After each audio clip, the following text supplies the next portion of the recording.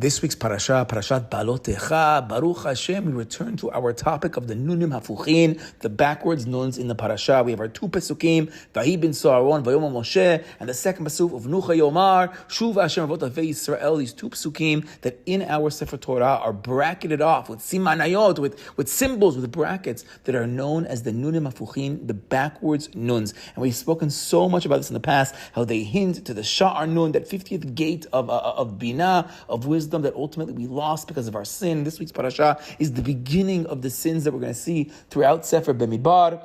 And ultimately, there's a certain part of the Torah that we got lost, that got hidden away, and is now bracketed off by the Nunim Hafuchim. So in this year's Dvar Torah, I want to return to these nuns, but I want to get very specific at the actual shape of the letter Nun. And I saw an unbelievably deep Dvar Torah by Rabbi Isaac Chaver. This is in Siach Yitzchak. He has a drush called Drush Nifla al Inyan Bet Nunim Hafuchin, like a beautiful, wondrous drasha on these two backwards nuns. We've actually quoted from this drasha many times in the past, and we're going to return to it. It's a very long drasha.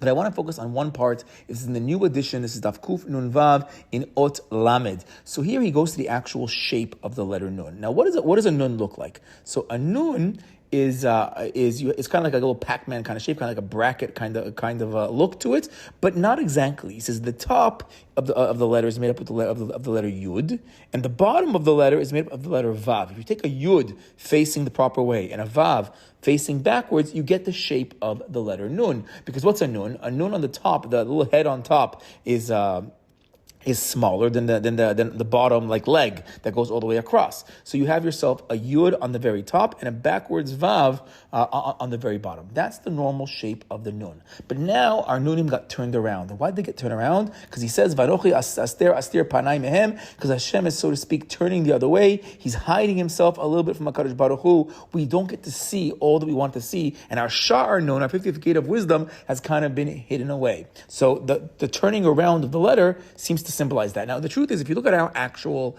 Sifrei Torah, well, there's many different ways to draw the Nun Hafuch. Some people have the Nun Hafuch as really just the bracket being turned the other way. Others are gonna turn it upside down. Others are gonna make it horizontal, vertical, all different types of flips they're gonna do on it. Some do it with the Nun Sofit. Some do it most do it with a regular Nun. But the average Sefer Torah today, actually, what it does is that it flips the Vav part of it. It kind of makes like a Z kind of a shape.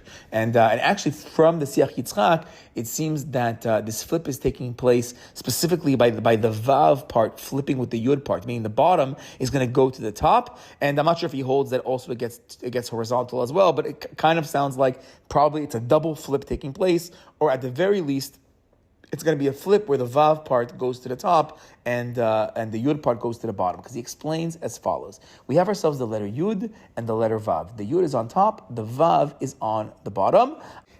And he explains the letter Vav symbolizes the world we live in today. We know the world was created in 6 days of creation. We have the Shesh Yemei Bereshit. We have ourselves the world. This is the actual world until Yom Mashiach. It's supposed to go until the year 6,000. He says 6 symbolizes the world we live in right now. And in the world we live in right now, there's Yetzer Hara. Yetzer Hara being symbolized by the Nachash. We have this concept of the Nun, the concept of the Nachash. And if we look at the way the symbol actually looks now in our Z kind of shape, you use a little imagination, but not much, you can see yourself a Nachash. There's kind of an image of a Nachash taking place in this Nun right now. And we've spoken many times in the past, the Nachash also takes us back to Esav. It might even be the concept of Esav having a tattoo. Some of Chazal say he had a tattoo of a Nachash on his thigh, on his leg. He's always going for the legs of Yaakov. But we have this Nachash. It's the Galut. It's the Umot HaOlam trying to take us. And this part of this Vahi bin Soaron that never takes place, part of the two psukim that we've spoken about so much in the past, this Hester Panim V'Kadosh Baruch Hu, is a hint to the concept that we're going to have Galut. We're still going to be in a world of a Yetzer Hara. We didn't make it to completion just yet. But the letter Vav symbolizes this Olam Hazeh. But he then says, now, and I know the Gemara talks about the Hey being Olam Hazeh, but he's speaking now more about Olam Hazeh that has a Yetzer Hara. But then he says the letter Yud. The Yud we know from Chazal is Olam Haba. Yud is Kedusha. That's the spiritual letter. So he says if you look at a normal letter Nun, when it's facing the right way, you have a Nun on top and a backwards Vav on the bottom. So what's taking place is the Yud, the Kedusha, is controlling, is in the power over the Vav. Meaning the Yud, the Kedusha, Kadosh Baruch Hu, the concept of the Yud K Vav K, the concept of spirituality is holding on to the Vav down below. But sadly, after the Jewish people sin, it now gets flipped. It's no longer the Yud that's controlling the Vav. It's no longer the Kedusha that's controlling the Yetzirah and the Olam Hazeh, but it became a flip. The Vav, the backwards Nun, is the Vav part now goes up on top. The Vav is now sholet on the Yud down below, meaning it's the Umot HaOlam, it's the world, it's the Yetzirah.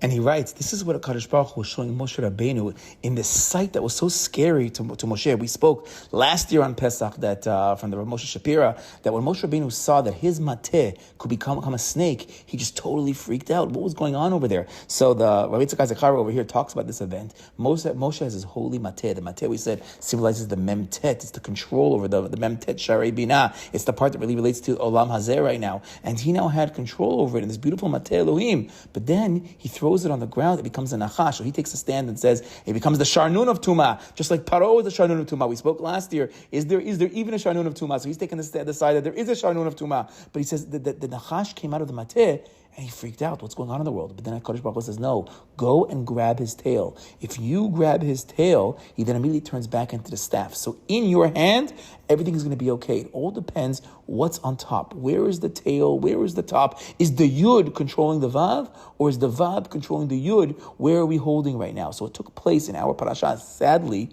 is we had a flip. That originally we had the normal letter Nun, the Yud controlling the Vav on the bottom, but then they had our parasha, the sins began, the Nun got turned the other way, the Nunim Hafuchim, and now the Vav is controlling the Yud, Bezrat Hashem, through our tefillot, through our Torah.